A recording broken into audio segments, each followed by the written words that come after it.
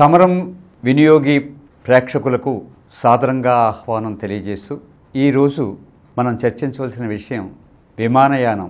ముఖ్యంగా ఈ విమానయానం మీద ఈ మధ్యకాలంలో చాలా భయాలున్నాయి. భయాలు ఎలాంటివంటే విమానాన్ని పూర్తిగా టెస్ట్ చేసి గాలిలోకి పంపిస్తున్నారా లేదా. అహ్మదాబాదులో జరిగిన ఘోర విమాన ప్రమాదంలో 240 మంది మరణించిన తర్వాత కొంతకాలం విమానం ఎక్కడానికి సంశయించారు. తర్వాత అలాగా తప్పనిసరిగా వెళ్ళిపోతారు, ఎందుకంటే అన్నీ కూడా మనం మర్చిపోతుంటాం కాబట్టి. విమానయానానికి ఏమీ ఇబ్బంది లేదు. కానీ ప్రభుత్వం చాలా తీవ్రమైన నిబంధనలు పెట్టుకోవటం వల్ల ఈ మధ్యకాలంలో గాలిలోకి వచ్చిన విమానం మళ్ళీ ఎయిర్పోర్ట్కి తిరిగి వచ్చేస్తుంది. దానివల్ల విమానంలో ఎందుకు వెళ్తారు? ఎవరైనా త్వరగా గమ్యానికి చేరుకోవచ్చు, అక్కడ పని పూర్తి చేసుకుని మళ్ళీ తిరిగి ఇంటికి వచ్చేయచ్చు అని. మరి గాలిలో లేచి ఒక గంట సేపు తిరిగిన తర్వాత ఏదో టెక్నికల్ వచ్చిందని బయలుదేరిన చోటకే మళ్ళీ తిరిగి వస్తే అతను ఏదైనా మీటింగ్ ఉంటే ఆ పని పాడైపోతుంది. విమానయానంలో ఈ చిక్కులు ఈ మధ్యకాలంలో వచ్చినాయి. ఇవి కాక పరిస్థితులు సాధారణంగా ఉన్నప్పుడు కూడా ఈ విమాన ప్రయాణికులకి కొన్ని ఇబ్బందులు కలిగినాయి. ఆ ఇబ్బందుల్లో ముఖ్యంగా ఈ మన సామాన్లన్నింటినీ ఓ స్కానర్ ద్వారా పంపిస్తారు. సో మనం బెల్టు, పర్సు ప్రతిదీ కూడా తీసి ఆ ట్రేలో పడేసి మనం వెళ్ళిపోవాలి. ఆ స్కానర్లోంచి అది తర్వాత బయటకు వస్తే అటు పక్కన మనం కలెక్ట్ చేసుకోవాలి.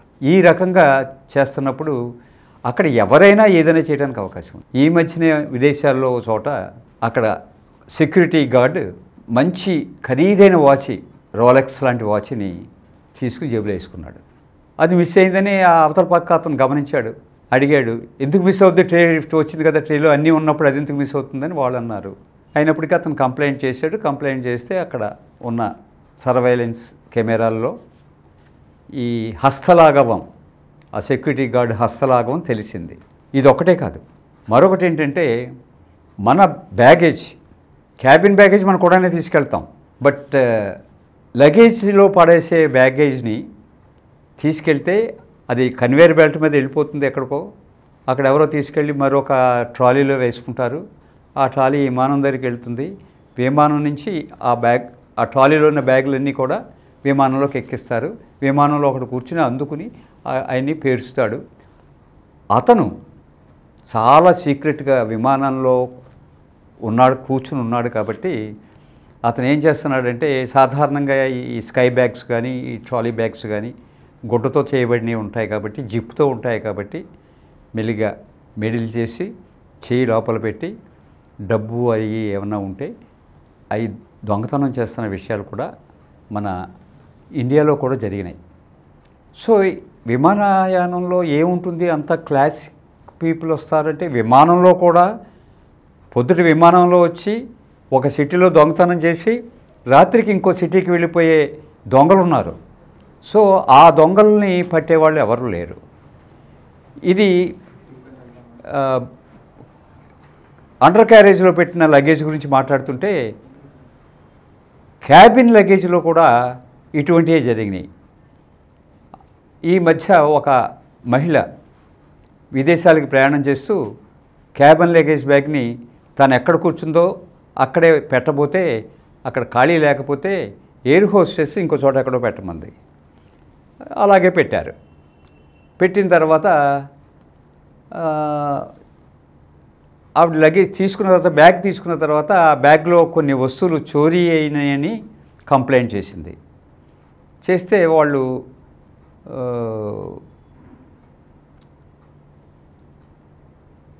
నిజ నిర్ధారణలో అదేమీ రుజువు కాల. దాంతో ఏం జరిగిందంటే ప్రయాణికురాలకి ఏమీ కాంపెన్సేషన్ రాకుండా ఎయిర్లైన్స్ వాళ్ళు చేస్తే ఆమె కోర్టుకు వెళ్ళింది. వెళ్తే ఆవిడ ఈ వస్తువులు పోయినాయి, నా క్యాబిన్లో లగేజ్లో పెట్టిన వస్తువులు పోయినాయి అని చెప్పిన దానికి ఆవిడ ఎవిడెన్స్ చూపించలేకపోయింది. అంచేత దానికి ఏమీ పరిహారం ఇవ్వకుండా ఏ బ్యాగ్ అయితే పోయిందో ఆ బ్యాగ్కి ఖరీదు, కాంపెన్సేషను, మానసిక క్షోభకి కాంపెన్సేషను, ఆవిడకి ఇన్కన్వీనియన్స్ జరిగినందుకు ఒక 50,000 రూపాయలు పరిహారంగా ఇచ్చారు. ఇది జరిగింది. అందుచేత మీరు కన్స్యూమర్ కమిషన్లో కంప్లైంట్ వేయాలని అనుకుంటే చేయాల్సింది ముఖ్యంగా మీరు ఏ ఎలిగేషన్ అయితే పెట్టారో దాన్ని మీరు ప్రూవ్ చేయగలరా, దానికి సాక్ష్యాలు ఉన్నాయా అన్నది మీరు ఆలోచిస్తే, సాక్ష్యాలు ఉంటే తప్పనిసరిగా మీరు కేసు నెగ్గుతారు, సాక్ష్యాలు లేకపోతే నెగ్గలేకపోవచ్చు. అంచేత ఈ విషయాలు గమనించమని కోరుతూ సెలవు. ఈ కార్యక్రమం మీకు ఎంతో నచ్చింది కదా. ఇటువంటి మరిన్ని వీడియోల కోసం అనతి కాలంలోనే 20 కోట్లకు పైగా వ్యూస్ సాధించిన సమరం ఛానల్ సమర్పించు సమరం వినియోగి ఛానల్కు సబ్స్క్రైబ్ చేయండి, లైక్ చేయండి, మీ ఫ్రెండ్స్కి షేర్ చేయండి. అలాగే ప్రక్కనున్న గంట సింబల్ని ప్రెస్ చేయడం మర్చిపోకండి.